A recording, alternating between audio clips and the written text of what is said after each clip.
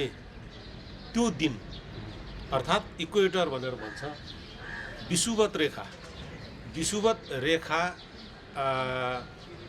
को यो विषुवत रेखा अर्थात् दिन र रात बराबर हुने समयमा मनाइने जात्रा भएको हुनाले यो जात्राको नाम विषुवकेतु जात्रा।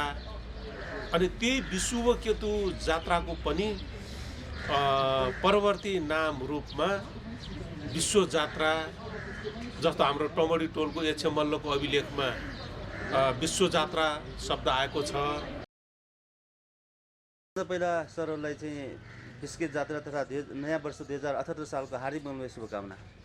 तपाईँलाई पनि, तपाईँको टेलिभिजनलाई पनि र हेरिरहनु हुने दर्शकहरूलाई पनि शुभकामना छ। बिस्का जात्रा, बिस्किट जात्रा विभिन्न नामले चाहिँ यति बेला चाहिँ चर्चित छ, विश्वभरि प्रसिद्ध भनेर चाहिँ हामी भन्छौँ बिस्का जात्रालाई। यो बिस्का जात्रा सबभन्दा पहिला बिस्का जात्राको नामबारे जाउँ न। बिस्का जात्रा अथवा बिस्किट जात्रा के हो खास बिस्का जात्रा हो, बिस्किट जात्रा पनि हो। अब यसको पूर्व वृत्तान्त वा इतिहासलाई फर्केर हेर्ने हो भने यसको नामसित नामको बारेमा चाहिँ व्याख्या विश्लेषण गर्ने हो भने हामीलाई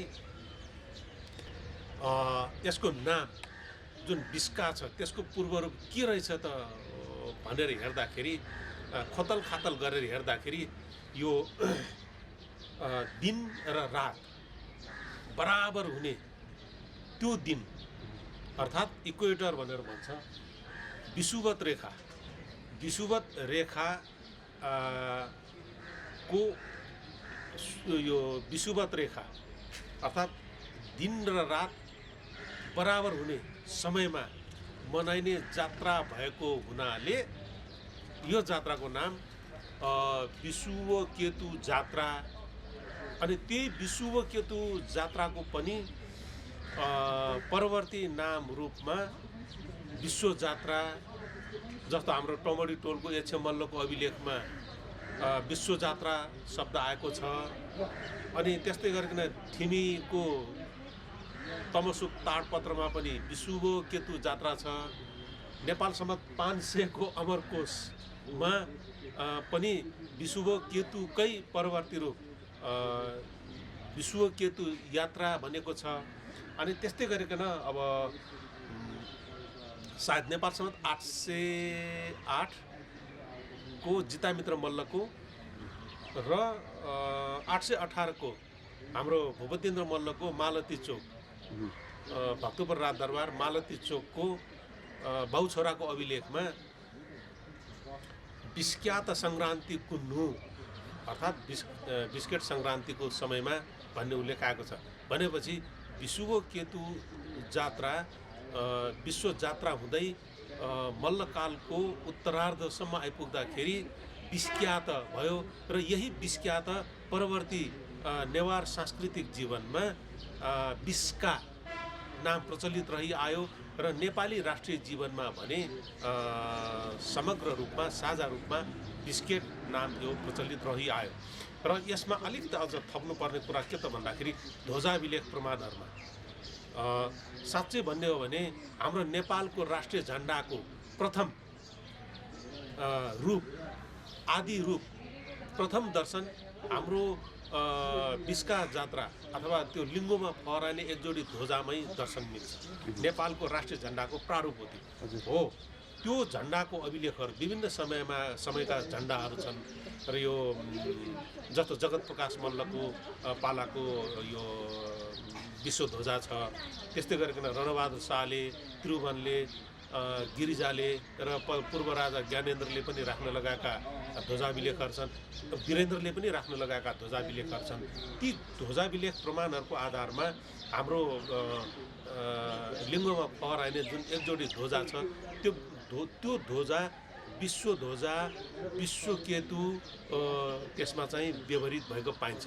त्यस अर्थमा हामीले मनाउँदै आएको र पुकार्दै आएको जुन बिस्का जात्रा हो त्यो बिस्का जात्राको नाम चाहिँ विश्वकेतु जात्रा रहेछ भन्ने कुरा हामी थाहा पाउन सक्दछौँ। र त्यो विश्वकेतु नै यसको परवर्ती रूप जुन विषुवत रेखामा पर्ने दिनमा मनाइने जात्रा भएको हुनाले यसको विषुवत जात्रा प्रचलित रह्यो र त्यसैको परवर्ती नाम रूप चाहिँ विश्वकेतु प्रचलित रहिआएको कुरा चाहिँ हामी थाहा पाउन सक्दछौँ। र यस अर्थमा यो जात्राका मुख्य देवता विश्वनाथ भैरव हुन् र उनकै शक्ति भद्रकाली हुन्। लिङ्गोमा फहराइने एक जोडी ध्वजा पनि स्वयं विश्वनाथ भैरव र उनकै शक्ति भद्रकालीको हो। त्यो ध्वजालाई विश्वकेतु भनेको छ भनेपछि विश्वनाथ भैरव त्यो प्रसङ्गले पनि यो ध्वजा यो जात्राको नाम मिल्न आयो र त्यो जुन विषुवत रेखाको दिनमा यो सूर्य र पृथ्वीको बिचको त्यो जुन रेखा हो त्यो मिल्न आउने ठिक्क रेखामा बसेको दिनमा विषुवत रेखामा पर्ने दिनमा मनाइने जात्रा भएको हुनाले मैले धेरैचोटि यही कुरालाई दोहोऱ्याएँ र त्यो प्रसङ्गमा पनि मिल्न आउने प्रसङ्गमा चाहिँ हाम्रो बिस्का जात्राको नाम यसरी चाहिँ विषुवकेतु विश्व जात्रा बिस्क्यात हुँदै बिस्का र बिस्केट प्रचलित रहिआएको जानिन्छ। यसको अतिरिक्त पनि जात्रा एक नाम अनेक बिस्का जात्राका पनि अरू नामहरू पनि छ जस्तो पूर्व मध्यकालसम्म 2 दिन लिङ्गो चैत्र मसान्तको दिनमा होइन विश्व चैत्र मसान्तको दिनमा उभ्याउने र वैशाख 1 गते ढाल्ने यो 2 दिने जात्रा पछिल्लो समयमा विभिन्न शासकहरूले विभिन्न विधि विधानहरू यसमा थप्दै लगे। जस्तो भनौँ न नेपाल सम्वत 741 नेपाल सम्वत 741 भक्तपुरका एक प्रसिद्ध राजा जगतज्योति मल्लले यो जात्रामा हाम्रो भैरवनाथको रथ तान्ने जात्रा पनि यसमा सम्मिलित गरिदिएपछि र त्यो जात्रा ठिमी बोडेमा पनि चलाउनु पर्ने गरिदिइसकेपछि यो जात्राले चाहिँ अलिक विस्तृत रूप लिन पुग्यो र हाम्रो भूपतिन्द्र मल्लको समयसम्म आइपुग्दाखेरि त्यही सानो रथलाई अझ आकार प्रकारले पनि ठुलो बनाएर उनले त्यो थपिदिए। त्यस्तै गरिकन यो जात्रामा अब दुमाजु जात्रा त्यस्तै गरिकन भैरव भद्रकालीको रथ जुधाउने जात्रा ब्रह्मायणी महालक्ष्मीको होइन रथ जुधाउने जात्रा देवसगम बिवानेको विभिन्न विधानहरू थप्दै गइसकेपछि यो जात्राले चाहिँ एउटा नाम चाहिँ स्थानीय लोकजीवनमा के लिन पुग्यो भने च्याचा चानुया जात्रा च्याचा चानुया जात्रा च्याचा गुनुया जात्रा अर्थात् 8 रात 9 दिन लामो जात्राको रूपमा पनि प्रसिद्ध रह्यो। अनि यो चाहिँ खायु सलुन जात्रा पनि भन्छ। तितो खाने चलन त्यो उसमा भएको हुनाले खायु सलुन जात्रा त्यस्तै गरिकन खोपे सलुन पनि भन्छ। यसरी चाहिँ हाम्रो बिस्का जात्रा यो नामले धनी छ। यो जात्राको नाम बिस्का जात्रा विश्व जात्रा खायु सलुन जात्रा खोपे सलुन जात्रा अर्को शत्रुहन्ता जात्रा पनि भन्छ यसलाई किनभने यो जात्रा मनाउँदाखेरि शत्रु नाश हुन्छ सहकाल आउँछ यो विजय उत्सव जात्रा हो। त्यसो हुँदाखेरि पनि यसका धेरै नामहरू छन्। पुरुषोत्तम सरको यो नामको विशेषणसँगै विष्णुमन सर के भन्नुहुन्छ यसमा थप कुरा थप्नु पर्ने त खासै छैन। तैपनि एउटा कुरा मलाई के भन्न मन लाग्यो भने जात्रा पर्व उत्सव भनेको कुनै यो व्यक्ति एउटा परिवार एउटा ठाउँको मात्रै नभइकन त्यो जात्रा उत्सवले समष्टिको रूपमा सामूहिकतालाई स्वीकारेको हुन्छ। यो बिस्का जात्राले अघि सरले भन्नुभयो जस्तै बिस्तारै बिस्तारै यसले आफ्नो स्वरूपलाई परिवर्तन गर्दै सानोबाट विस्तृत रूपमा ठुलो समूहलाई स्वीकार्दै आत्मसात गर्दै एउटा एकताको भावनालाई अभिवृद्धि गर्ने प्रयास यो बिस्काले गरेको हामी पाउँछौँ। बिस्का भक्तपुर नगरमा मात्रै सीमित नरहिकन भक्तपुरको वरपरका विभिन्न क्षेत्र जस्तो हामी नगदेश भनौँला ठिमी भनौँला हामी सुडाल भनौँला हामी बागेश्वरी भनौँला कटुन्जे भनौँला गुन्डो भनौँला यी विभिन्न जुन क्षेत्रहरू छन् त्यो सारा क्षेत्रहरूमा विभिन्न किसिमको जात्रा पर्व उत्सव मनाएर यो उत्सवलाई अझ 8 रात 9 दिनसम्म मनाएर धेरैको सहभागिता जुटाउने धेरैले त्यसबाट अब मनोरञ्जन प्राप्त गर्ने भक्तिभाव प्राप्त गर्ने जीवनशैलीमा विभिन्न किसिमका परिवर्तनहरूको महसुस गर्ने जस्तो हामी जात्रा पर्व नयाँ लुगा लगाउने अलिक मिठो खानेकुरा भन्छौँ नि एउटा नयाँ परिवर्तनको महसुस गर्ने। अनि यो मात्रै होइन कि जस्तो अहिले हामी फेसन सो भनौँला फुड फेस्टिभल भनौँला त्यस्तै नै यो पर्वहरूमा के हुन्छ एउटा फुड फेस्टिभल जस्तै नै सामान्य खाने भने अलिक विशिष्ट खाइन्छ सामान्य लगाउने भने अलिक विशिष्ट लगाइन्छ सामान्य किसिमको हिँडाइ भने नाचगानका साथ हिँडिन्छ यसरी फेस्टिभलको रूपमा यसरी मनोरञ्जनको रूपमा अनि आफूले पाएको सिकेको कुरालाई जगजाहेर गर्ने प्रदर्शन गर्ने यो अवसरमा पनि लिएँ। त्यसैले म बराबर के भन्न चाहन्छु भने यी पर्व यी आदिहरू भने यो बहुआयामिक छ। धर्मको नाममा देवी देवताप्रति भक्तिको नाममा एउटा नैतिकताको नाममा आदर्शको नाममा मानवोचित व्यवहारको नाममा आफूले गरेको जीवनशैलीमा विकासक्रमलाई स्पष्ट पार्ने दौरानमा त्यसलाई करेक्सन गर्ने मनोरञ्जन हुने शक्ति वृद्धि गर्ने एकताको भावनाले यो सारा कुरालाई समेटेको हुन्छ। मात्र जात्रा भने भोज खाएर उफ्रिने मात्रै होइन र हाम्रा परापूर्वकालका हाम्रा पूर्वजहरूले यी कुराहरूलाई हामीले दिएर अहिलेसम्म हामी सांस्कृतिक रूपमा सङ्गठित छौँ। राजनीतिक रूपमा हामी टुक्रियौँला, हामी कुनै बेला नेपाल मण्डल भन्छौँ, कहिले के भनौँला, कहिले भक्तपुर राज्य भनौँला, कहिले एउटा जिल्ला भनौँला, एउटा नगर भनौँला, तर सांस्कृतिक रूपमा नेवारहरू वा भक्तपुरवासीहरू जहाँ भए पनि यो भक्तपुरलाई यो बिस्केटलाई सम्झने गर्छन्, त्यसले एकताबद्ध हुने गर्छन्। सामूहिकतालाई कलेक्टिभलाई समाजलाई जीवन्त राख्ने समाजको भलाइको लागि गर्ने कामलाई हामीलाई प्रेरणा यी पर्वहरूले दिन्छ। भक्तपुरको नाम पनि विविध किसिमले लिने गरिन्छ, खोपिङ खोप होइन भक्तपुर। त्यसरी क्रमिक रूपमा नाम अनुसारको हाम्रो संस्कारहरू पनि परिमार्जन हुँदै आएको महसुस गर्न सकिन्छ। यही बेला चाहिँ अब बिस्का जात्रा कहिलेबाट सुरु भएको मानिन्छ पुरुषोत्तम सर? बिस्का जात्रा मलाई लाग्छ नेपालमा विभिन्न समयमा विभिन्न जातिहरू यहाँ आए। जो यहाँ आए नेवारै भए, चाहे लिच्छवीहरू आउन्, चाहे साकीहरू आउन्, चाहे कोलीहरू आउन्, चाहे ब्रिजिकहरू आउन्, मल्लहरू आउन्, जो सुकै आए नेवारै भए। नेवार राष्ट्रबोधी नाम हो, जात पछिको कुरा हो। हामी सबै नेपाली हौँ, हाम्रो जात नेपाली हो। नेपाल नेवार एउटै नै हो, एउटै नाम। त्यसको अर्को नामबाट लिने पुकार्ने नाम पनि। मैले भन्न खोजेको कुरा के त भन्दाखेरि किराँत कालपछि मलाई लाग्छ किराँत कालपछि लिच्छवीहरू यहाँ आए। उनीहरूले किराँतहरूलाई हराइसकेपछि शासन सत्ता महत्त्वाकांक्षी थिए उनीहरूले शासन सत्ता आफ्नो हातमा लिए र त्यो समयदेखि नै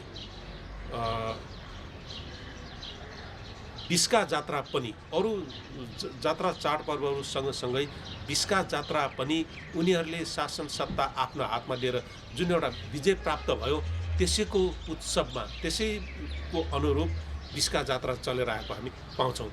जस्तो लिच्छवी कालका अभिलेखहरूमा धेरै ठाउँमा विजय उत्सवको चर्चा पनि आएको छ र त्यति बेला अब शत्रु उप विजय मात्र नभइकन प्राकृतिक विपत्तिहरू पनि छन्, जस्तो भूकम्प महामारीहरू। अब सभ्यताको आरम्भदेखि नै महामारी पनि पछि लागेर आएको इतिहास छ। त्यस दृष्टिकोणले हेर्दाखेरि र अब लामो पृष्ठभूमि लिएर नभनौँ, लिच्छवी कालतिरै यो बिस्का जात्रा प्रचलनमा आएको कुरा हामी थाहा पाउन सक्दछौँ। र लेलेको शिवदेव अंशु वर्माको अभिलेखमा अनेक गोष्ठीहरूको उल्लेख आएको छ। शिवदेव अंशु वर्माको समय भन्नाले आजभन्दा करिब 1300 वर्ष अगाडिको कुरा भयो। 1600 वर्ष जति नै भयो होइन, 1300 वर्ष नै भन्नुपर्छ। 1300 वर्ष अगाडिको कुरा हो। लेलेको शिवदेव अंशु वर्माको अभिलेखमा ध्वज गोष्ठीहरूको उल्लेख आएको छ। त्यसमा इन्द्र गोष्ठीको उल्लेख पनि आएको छ, ध्वज गोष्ठीको उल्लेख पनि आएको छ। इन्द्र जात्रा र बिस्का जात्रामा जुन फहराइने ध्वजा हो त्यो पनि ध्वजा नै हो। त्यसको पनि गोष्ठीहरू नै हुन्छ। गोष्ठी नभइकन कुनै पनि जात्रा चाडपर्व चल्दैन। ती प्रमाणहरूबाट इन्द्र जात्रा लगायत हाम्रो भक्तपुरको बिस्का जात्रा पनि त्यति बेला नै धुमधामसँग मनाइन्थ्यो भन्ने कुरा हामी थाहा पाउन सक्दछौँ। र अघि यहाँ मैले निवेदन गरे जस्तै लिच्छवी कालपछि जुन मध्यकाल सुरु भयो, मध्यकालमा यो जात्रा अझ समृद्ध हुँदै गयो। 2 दिने जात्रामा विभिन्न विधि विधानहरू थप्दै, जस्तो विश्व मल्ल र उनकी रानी गङ्गालक्ष्मीको समयमा पनि केही तान्त्रिक विधि विधानहरू बिस्का जात्रामा थपिदिएको देखिन्छ। त्यस्तै गरिकन जगज्योतिर मल्लको समयमा, भूपतेन्द्र मल्लको समयमा र पछिल्लो समयमा रणजित मल्लको समयमा पनि वा भनौँ मल्लकालको अन्तिम समयसम्म पनि बिस्का जात्रा सांस्कृतिक रूपले निकै समृद्ध हुँदै गएको थियो। तर त्यसपछि भने यसमा चाहिँ पूर्ण विराम लागेको देखिन्छ।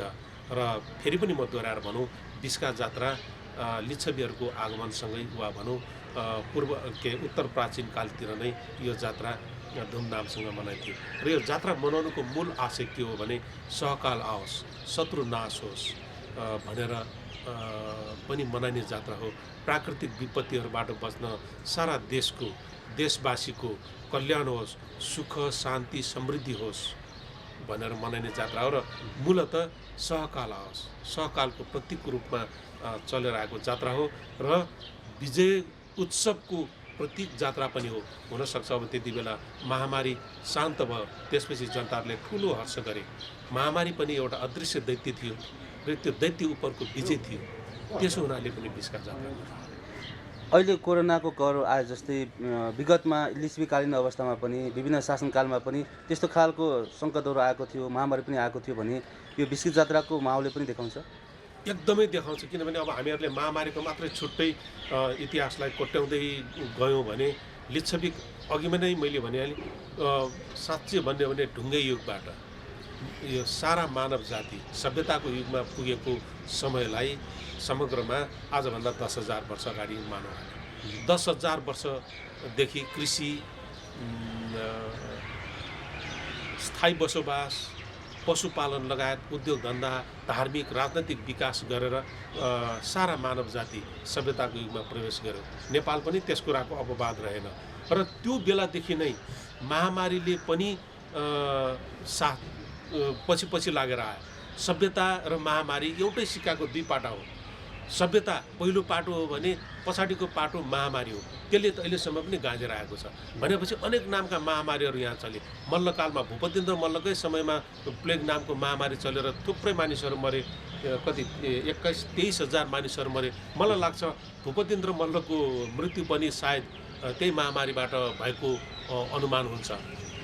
र यसरी अनेक नामका महामारीहरू यहाँ चले र त्यो महामारीहरू चल्दाखेरि त्यो महामारीबाट मुक्ति पाउनको लागि अनेक पूजा विधानहरू गरे र त्यही पूजा विधानहरू महामारीसम्म भइसकेपछि जात्रा उत्सवको रूपमा देखा पर्यो, धुमधामका साथ मनाइयो। र अहिले हामीहरूले जुन जात्रा चाडपर्व मनाउँछौँ त्यसमा प्रयोग हुने अब अघि साथी मित्रले भने जस्तै हामीहरूले जुन भोज भतेरमा जुन खानपिन गर्छौँ त्यो खानपिन मात्र खानपिन नभइकन त्यसमा एउटा वैज्ञानिकता पनि छ। जस्तो घरमा प्राप्त हुने जुन मरमसलाहरू छ त्यो पनि एउटा चाहिँ औषधि हो। हामीहरूले निश्चित रूपमा खाने र ऋतुअनुसारले खाने जुन वस्तुहरू छन् ती पनि महामारी शमन गर्ने औषधीय गुणहरू भएका छन्। जस्तो यही हामीहरूले हेर्छौँ झारपात सिस्नु छ, त्यही कर्कल्लो फलिरहेको हुन्छ, त्यही यो त्यो काँडे घाँस छ। वास्तवमा त्यो काँडे घाँस, कर्कल्लो, सिस्नु इत्यादि पनि अभिलेखीय प्रमाणहरूतिर आउँछ जुन चाहिँ महामारी शमन गर्न प्रयोगमा आएको थियो भन्ने कुरा हामी थाहा पाउन सक्दछौँ। अरू कुरा अब प्रत्यक्ष रूपमा कुरा गर्ने भने हाम्रो गाठामुगर चरेको दिनमा चाहिँ त्यो हाम्रो के भन्छ घन्टा कर्नलाई अब त्यो सिस्नु, कर्कल्लो, त्यो अनि त्यसपछि काँडे घाँस इत्यादिले पनि उनलाई सिँगार्ने चलन छ नि। त्यो किन भयो त भन्दाखेरि वास्तवमा यी विभिन्न प्रकारका प्राकृतिक विपत्तिहरू र महामारीबाट चाहिँ मुक्ति पाउन पनि त्यति बेलाका जनताहरूले त्यस प्रकारको प्रयोग गर्दथे जुन प्रयोग हाम्रो लागि अहिले परम्पराको रूपमा रहिआएको कुरा हामी थाहा पाउन सक्दछौँ। र हाम्रो बिस्का जात्रा पनि त्यस कुराको अपवाद त पक्कै पनि होइन। यो जात्रा अनेक दृष्टिकोणले, अनेक अभिप्रायले मनायो। एक त देशमा सहकाल आओस्, समृद्धि होस्। अर्को कुरा देशमा शत्रुहरूले आक्रमण नगरोस्, शत्रुहरूले आक्रमण गरे पनि शत्रु उप विजय प्राप्त गर्न सकियोस् र कुनै किसिमको महामारी आयो भने महामारी उप पनि विजय प्राप्त गर्न सकोस् भनेर कम्तीमा पनि विज्ञानले पनि यो कुरा मानेको छ कि मानिसको मनोबल उच्च भयो भने उसलाई रोगले पनि छुँदैन। त्यसकारण बिस्का जात्रा किन मनाउँदै आयो त्यस कुराको एउटा चाहिँ मूल दर्शन चाहिँ हामी यताबाट थाहा पाउन सक्दछौँ। बिस्का जात्रा मनाउनुको अभिप्राय सहकाल आउनको लागि मात्र होइन, यस्ता महामारीहरूबाट मुक्ति प्राप्त होस् भनेर पनि मनाइने हो, बिस्का जात्रा पनि हो। हजुर, अब विगतका वर्षहरूमा अथवा इतिहासमा जस्तोसुकै विपदहरू आए पनि बिस्का जात्रा रोकिएको थिएन भन्छन्। अहिले कोरोनाको कारणले रोक्नु पर्यो, गत वर्ष चाहिँ औपचारिकतामा सीमित गर्नु पर्यो, यसपालि पनि झन्डै औपचारिकतामा सीमित हुन्थ्यो होइन। अब अझै पनि विश्वभर कोरोनाको कहर बढिरहेको छ, नयाँ प्रजातिका सङ्क्रमणहरू देखिरहेको छ। यो बेला अब स्वास्थ्य मापदण्ड परिपालन गरेर शान्तपूर्वक रूपमा सबै रूपमा बिस्के जात्रा मनाउने तयारी भइरहेको छ। यो विषम परिस्थितिमा इतिहासलाई केलाउँदाखेरि यस्तो महामारीले कतिको प्रभाव पारेको देखिन्छ जात्रामा? महामारीले जनजीवनलाई प्रभाव पार्यो, त्यसबाट मुक्ति पाउन जनजीवनले, सांस्कृतिक जीवनले विभिन्न पूजा विधानहरू कर्महरूलाई अगाडि सारे, त्यसले जात्रा चाडपर्वको रूप लियो। हाम्रो बिस्का जात्रा पनि त्यस कुराको एउटा चाहिँ उत्कृष्ट उदाहरण हो। र अर्को कुरा, मेरो अल्पज्ञान पनि हुनसक्छ, मेरो आफ्नो अध्ययन अनुसन्धानमा मैले कतै पनि हाम्रो बिस्का जात्रा इतिहासको कालखण्डमा अवरुद्ध हुनु पुगेको पाइएन। बरु नेपाल सम्वत 741तिरको एउटा ऐतिहासिक घटनावली छ। त्यो ऐतिहासिक घटनावलीमा चाहिँ यो रथ, त्यति बेला रथ चाहिँ अहिले जस्तो यो माथि तजपाल टोलसम्म अनि तल भागचौर टोलसम्म नलगिकन टमरी टोल हृदयस्थल हो, त्यो सांस्कृतिक हृदयस्थल। त्यो टमरी टोलबाट उता बुलुचासम्म अनि यता चाहिँ क्वाछेसम्म मात्र तानेर समापन गर्ने रहेछ। र क्वाछेमा लैजाँदाखेरि त्यो रथ चाहिँ पल्टेछ। अनि त्यति बेला चाहिँ राजा प्रजाहरू सबै मिलेर अब भोग बलि पनि दिएर शान्ति स्वस्ति गरेर क्षमा पूजा गरेर पुनः जात्रा सञ्चालन गरेको छ। जात्रा अवरुद्ध भएको छैन। तर विगत साल होइन, 76 साल, तर विगत सालमा चाहिँ यो कोरोना कोभिड-19ले गर्दाखेरि हाम्रो बिस्का जात्रा लगायत अरू जात्राहरू पनि रोकियो। मलाई लाग्छ इतिहासमा सायद अन्य जात्राहरू लगायत हाम्रो बिस्का जात्रा पनि रोकिएको यो पहिलो घटना हो। तर त्यसो भए तापनि प्रकारान्तरमा भन्यो भने बिस्का जात्रा त रोकिएन। किन रोकिएन भने हामीहरूलाई बाहिरबाट देख्ने रथ तान्ने, त्यसपछिबाट आएर लिङ्ग उभ्याउने ढाल्ने त्यो त हामीले देखेनौँ। तर त्यसको विधान त भयो गत साल पनि, जस्तो सुनको लिङ्ग उभ्याएर बिस्केट जात्रा विधान त सम्पन्न गरियो भनेपछि भाव पनि ठुलो कुरा हो। अब भन्छ नि अखुन तीर्थ कसी काशी, अब भावले मानस पूजा सबभन्दा ठुलो कुरा हो। अब मनले मान्यो भने अब अञ्जुलीको पानी पनि मानसरोवर, मनले मान्यो भने त्यही करुवाको पानी पनि काशी नै हो। हामीले पोहोर साल त्यसरी चित्त बुझायौँ र त्यति बेला साँच्चै भने देश लकडाउनमा पनि थियो र परिस्थिति त्यस्तै थियो। त्यस कारणले चाहिँ त्यति बेला एउटा प्रचारमा आएको पनि मलाई लाग्छ, जसले घरमा बसेर स्वास्थ्यको मापदण्डलाई अपनाउँछ त्यसले अर्को सालको बिस्का जात्रा देख्न पाउँछ भन्यो र हामीहरूले पनि त्यही मापदण्ड अपनायौँ। अब यसपालि हामीहरूले बिस्का जात्रा हेर्न पाउँदैछौँ, यी मास्क पनि छ होइन, अब सेनिटाइजर पनि छ भनेपछि सामाजिक दूरी पनि हामीहरूले राख्यौँ। भलै अलिकति साथीसँग नजिक भएको कुरा गर्दा गर्दै, तर जे होस् हामीहरूले खोप पनि लगाएका छौँ। त्यसकारण हामी चाहिँ ढुक्क छौँ र यसपटक विशेष गरिकन यसपटक अब यो हाम्रो भक्तपुर नगरपालिका सर्वोच्च अदालतलाई पनि हामी उहाँहरूलाई धेरै धन्यवाद, किनभने यसपालि झन्डै अवरुद्ध हुन लागिसकेको थियो यसपटक पनि, तर अब यो फेरि चल्ने भयो। र यसले गर्दाखेरि एउटा के छ भने स्वास्थ्यको मापदण्डलाई सबैले मानेर नै शिष्ट रूपमा सभ्य रूपमा हाम्रो बिस्का जात्रालाई मनाउँ, किनभने हामीहरूको असली पहिचान मूल पहिचान पनि हो। र अर्को महत्त्वपूर्ण कुरा यहाँनिर के पनि छ त भन्दाखेरि ढुङ्गामुढा नगरिदिउँ। ढुङ्गामुढा गऱ्यो भने त हामीहरूको शिरै निहुरिन्छ। त्यसरी चाहिँ मनाउँदा राम्रो हुन्छ जस्तो लाग्छ। र महत्त्वपूर्ण कुरा त के त भन्दाखेरि पोहोर साल हामीहरूले मन खिन्न भएर घरमा बसेर भए पनि प्रत्यक्ष प्रकारान्तरमा बिस्का जात्रा मनायौँ। तर अहिले त सर्वोच्च अदालत हाम्रो भक्तपुर नगरपालिकाले गर्दाखेरि हामीहरूले फेरि पनि त्यो बिस्का जात्रा मनाउन पाइरहेका छौँ। उहाँहरूलाई त्यो संस्थालाई धेरै धेरै धन्यवाद। किनभने यसले गर्दाखेरि रुन लागेको भिजेको सांस्कृतिक जीवन खुसीको आँसुले फेरि हाँसिसकेको छ। यो धेरै महत्त्वपूर्ण कुरा छ। हेर्नुहोस्, किनभने बिस्का जात्रा अब मनाउनु पाउँदाखेरि उनीहरूको मनोबल उच्च हुन्छ। मनोबल उच्च राख्दाखेरि पनि त्यसले हामीहरूको स्वास्थ्य विज्ञानले पनि मानेको छ, रोग प्रतिरोधात्मक क्षमता त्यसले पनि बढाउँछ। हाम्रो विश्वनाथ भैरव, भद्रकाली, वीर बेताल भैरव छन्, यिनीहरूलाई मनाउँ। ठिमीको जात्रा छ, भोडेको जात्रा छ। नेपालमा जहाँ नेवार छ त्यहाँ बजार छ, जहाँ नेवार छ त्यहाँ संस्कृति छ। नेपालका जति पनि नेवार बस्तीहरू छन् ती नेवार बस्तीहरूमा पनि हाम्रो बिस्का जात्रा मनाउँछ। टोखा लगायत 7 ग्राम प्रदेशहरू सबै ठाउँमा, यहाँसम्म कि हनुमान ढोका राज दरबारमा पनि बिस्का जात्रा मनाउँछ। ललितपुर दरबारमा पनि बिस्का जात्रा मनाउँछ। त्यसको मूल ढुकढुकी भक्तपुर हो। सांस्कृतिक मूल थल हो, सांस्कृतिक राजधानी नगर हाम्रो भक्तपुर हो भन्ने कुरा हाम्रो बिस्का जात्राले पनि प्रश्न गरेको छ। त्यसकारण मनोबल उच्च राख्नुको लागि पनि यो जात्रालाई अवरुद्ध हुनु दिनु हुँदैन, चल्न दिनुपर्छ। यो चल्यो भने सांस्कृतिक जीवन पनि चलायमान हुन्छ, मनोबल उच्च हुन्छ, महामारी भाग्छ। अब मनोबल उच्च बनाउने, त्यसै गरी आम समुदायलाई सजग बनाउने उत्सवको रूपमा पनि बिस्किट जात्रा लिन सकिन्छ। यो बेला चाहिँ अब सामाजिक दूरी काम गर्न अलि असम्भव होला भन्ने महसुस भइरहेको छ, हुलमुल हुन्छ होइन। अब नेवार समुदायले मनाउन थालेको बिस्किट जात्रा विशेष गरेर नेपाली समुदायले मनाउन थालिरहेको छ। देशी विदेशीहरूले पनि आकर्षक जात्राको रूपमा हेर्न थालिरहेको छ। यो बेला चाहिँ अब स्वास्थ्य मापदण्ड कसरी परिपालन गर्न पर्ला, सामाजिक दूरी कसरी कायम गर्न सकिएला, यो चुनौतीको विषय बनेन? निश्चय पनि चुनौती छ। जहाँ चुनौती छ त्यहाँ समाधान पनि त छ नि। चुनौती नै छैन भने त केही पनि छैन। चुनौती आउनु झन् राम्रो कुरा हो। चुनौती आउँछ, त्यसलाई हामीहरूले समाधान गर्दै लैजाने हो। र यो जात्रा नेवारहरूको मात्र होइन। मैले अघि नै यहाँलाई बिन्ती गरेँ, यो जात्रा मूलतः भक्तपुरको हो। जात्राको ढुकढुकी यहाँ चल्छ र त्यसको पश्चात सारा नेपालभरि गुन्जन्छ।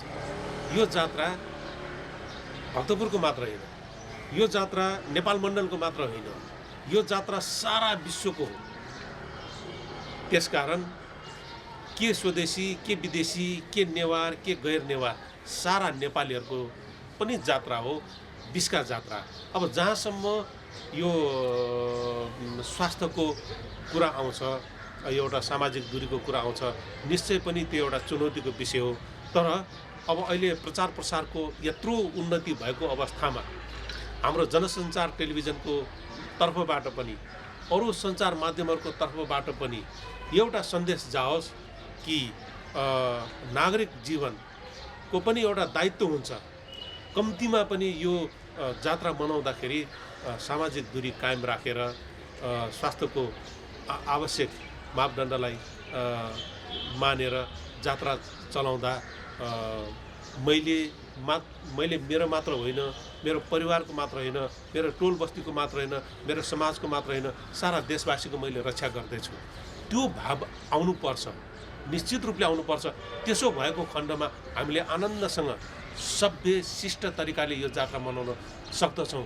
र मेरो ठुलो भित्री हृदयदेखिको आग्रह सबैमा के छ भने यसपटक हामीले शिष्ट सभ्य रूपमा मनाउँ।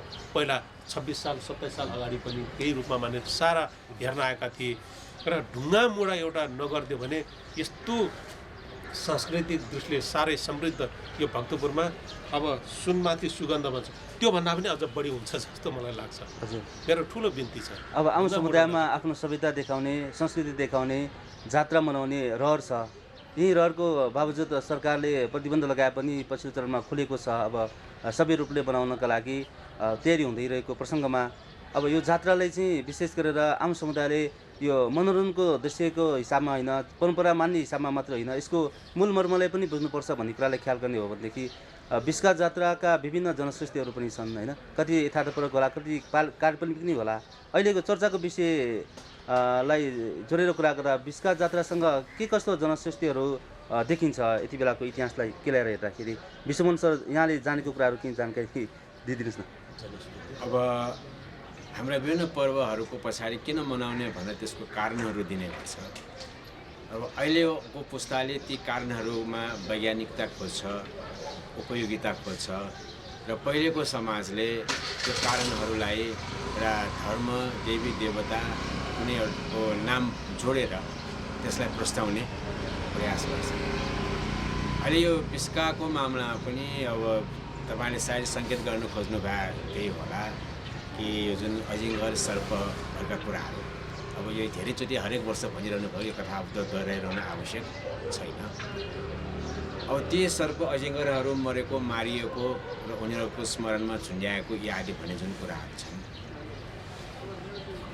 अब कतिपयले यसलाई हाम्रो एउटा परम्परा कस्तो छ भने पहिले जे भन्यो त्यसलाई कुनै किसिमको तर्क, कुनै किसिमको विवाद, कुनै किसिमको छलफल नगरिकन अक्षरशः स्वीकार्ने परिपाटी पनि छ।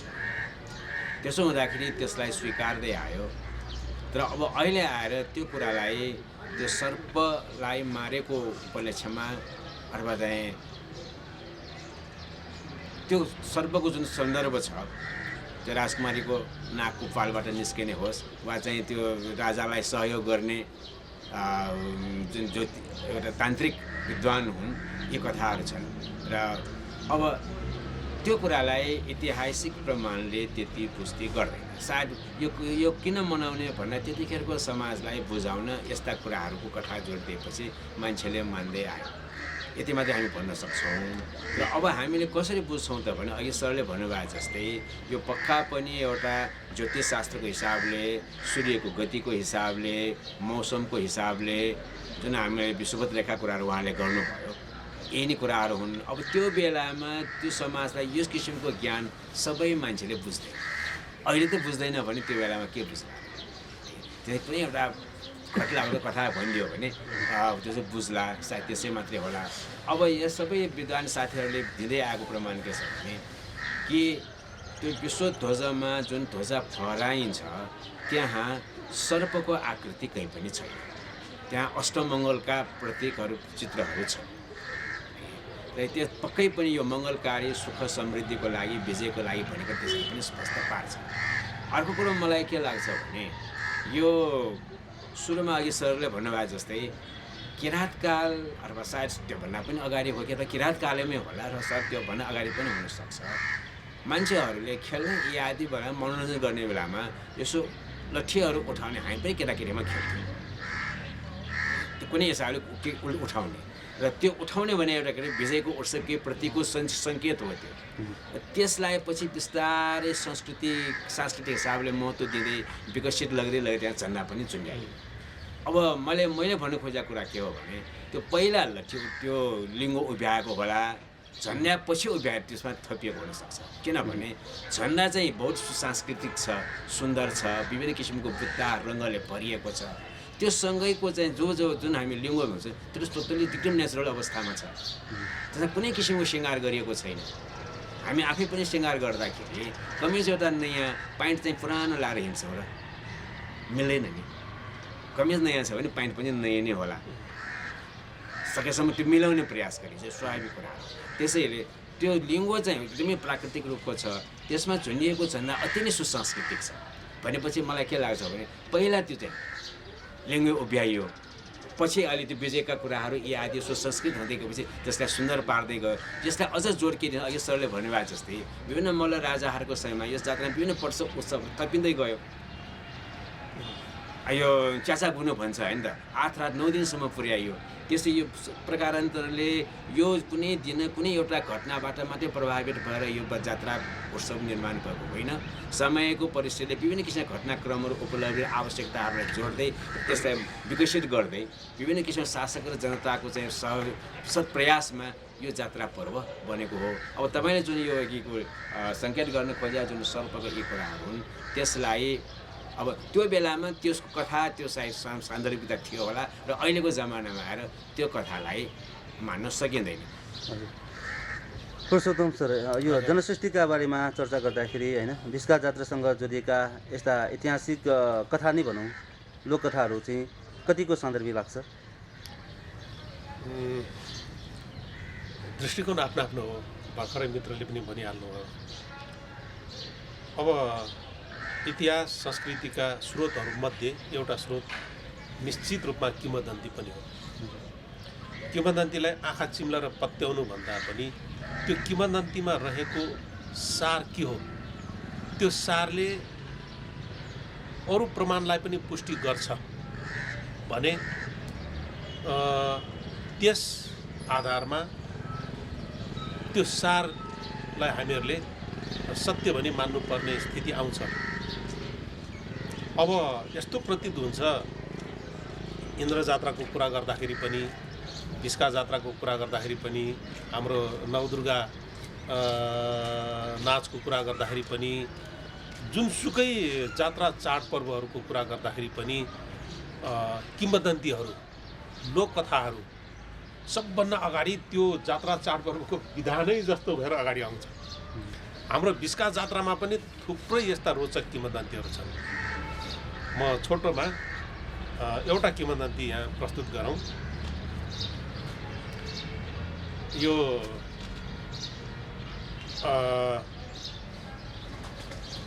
बिस्का जात्रा सुरु हुनुभन्दा अगाडि हाम्रो भद्रकालीको नकिन्जो अजुमा भद्रकालीको जात्रा यहाँ चल्थ्यो।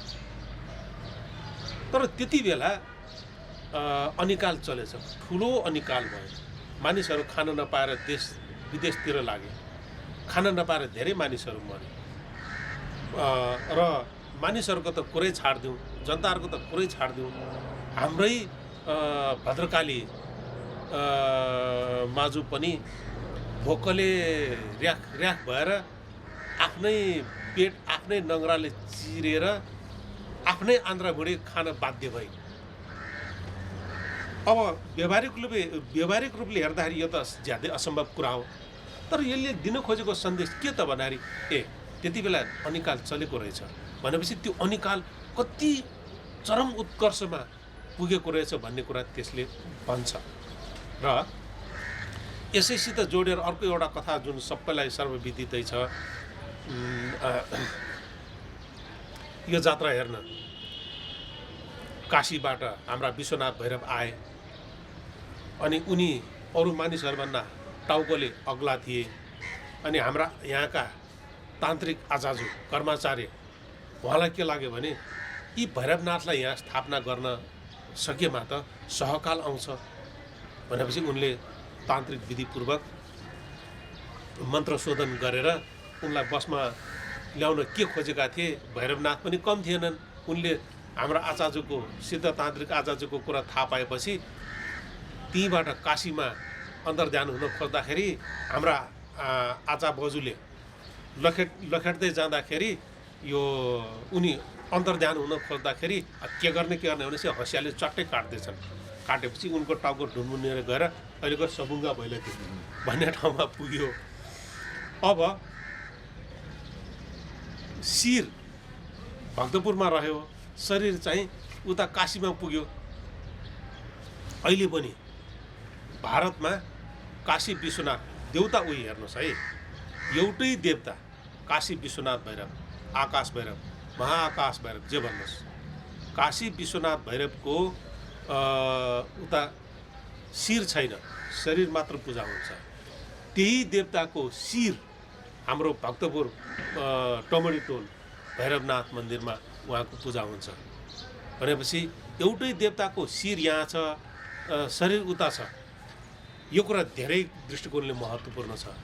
भक्तपुर वा नेपाल भनौँ, नेपाल भारतवर्षको पनि सांस्कृतिक शिर रहेछ भन्ने कुराको एउटा साह्रै सुन्दर उदाहरण यसले पनि दिन्छ।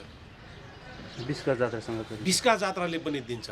बिस्का जात्राको प्रसङ्गमा पनि नेपाल भारतवर्षकै सांस्कृतिक शिर रहेछ भन्ने कुराको एउटा सुन्दर उदाहरण पनि हो।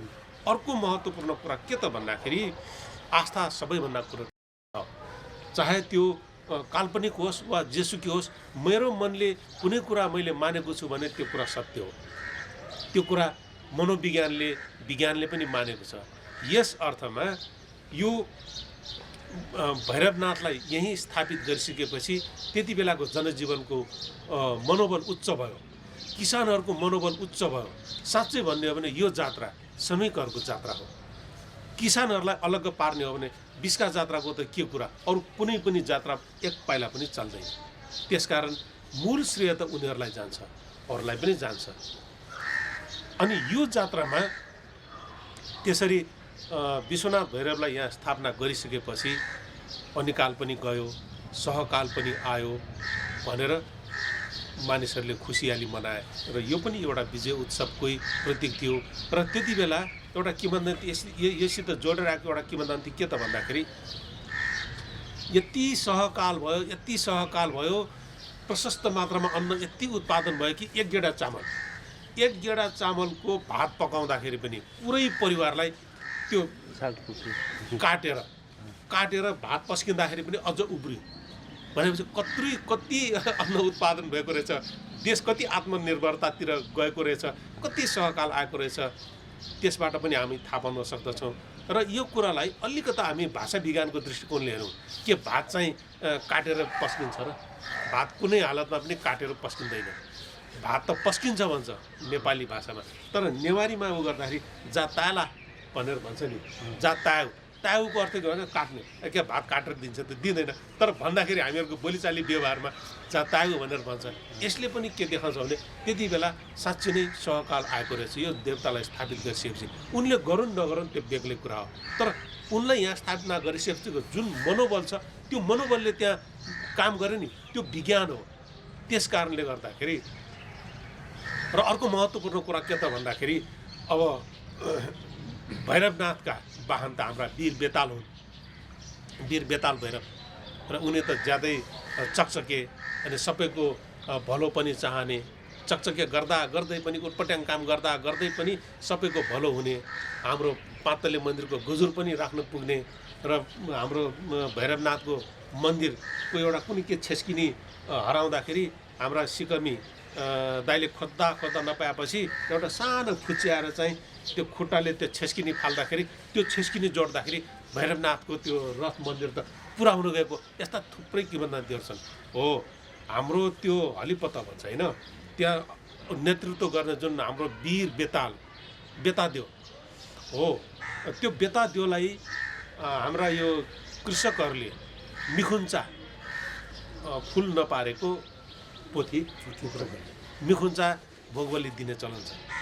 किन भोगबली दिन्छ भने यसरी वीर बेताललाई भोगबली दिइसकेपछि प्रशस्त मात्रामा अन्न उत्पादन हुन्छ, रोपाइँ राम्रो हुन्छ, प्रशस्त मात्रामा अन्न उत्पादन हुन्छ, देश आत्मनिर्भरतातिर जान्छ, सहकाल हुन्छ। हेर्नुहोस् त कति सुन्दर विचार छ। त्यो विचारभित्र लुकेको विज्ञानलाई हामीले यसरी बुझौँ न। त्यसकारण नेपाल किंवदन्तीहरूको पनि देश हो। किंवदन्तीभित्र कोट्यार हेरेको खण्डमा सत्यताको अंश पनि भेटिन्छ। त्यो सत्यताको अंशलाई अरू प्रमाणहरूसित हामीहरूले तुलनात्मक रूपले हेऱ्यौँ भने त्यो त शिलालेख जत्तिकै अकाट्य प्रमाणको रूपमा लिन सकिन्छ।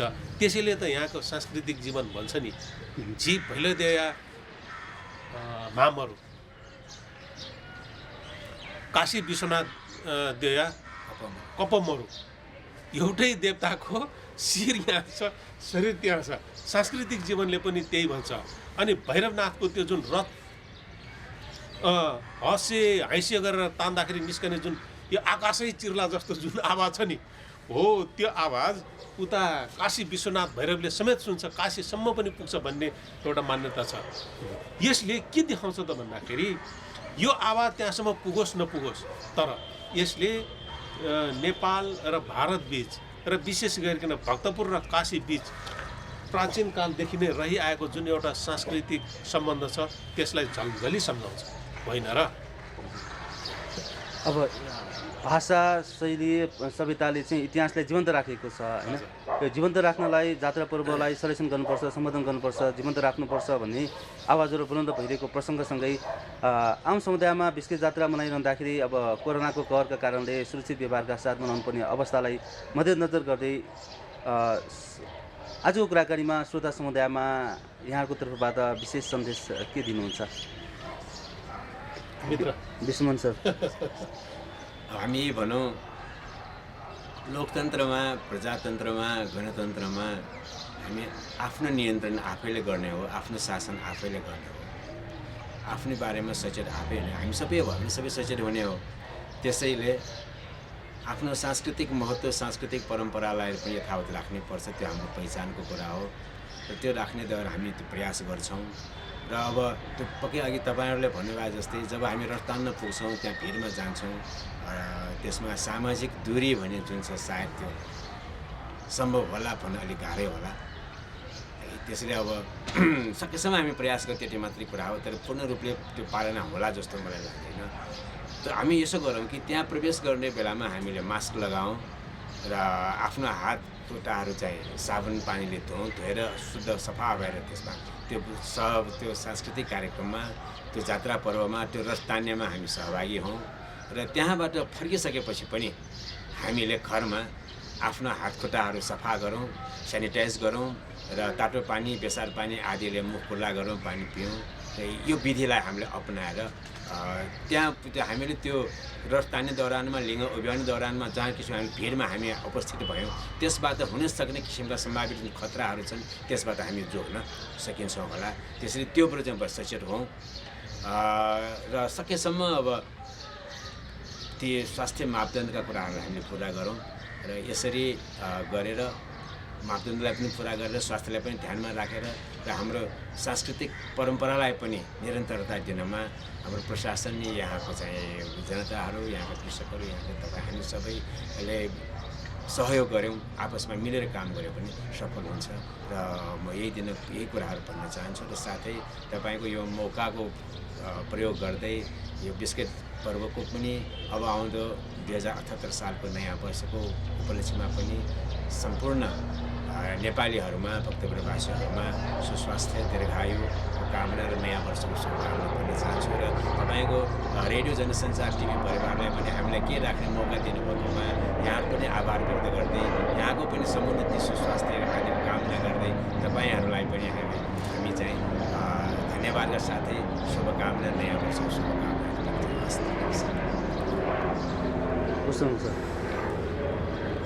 यो ज्यान छ त्यो जात्रा छ पोहोर साल घरमा बस भन्यो घरमा बसेँ त्यसपछि अर्को सालको जात्रा हेर्न पाइन्छ भन्यो अब यो सालको जात्रा अब हेर्न पाउँदैछौँ त्यसकारण म सबैमा एउटा चाहिँ भित्री हृदयदेखि के निवेदन गर्न चाहन्छु भने स्वास्थ्यको मापदण्डलाई ध्यानमा राखौँ भिडभाड त हुन्छ नै जात्रामा स्वास्थ्यको सकेसम्म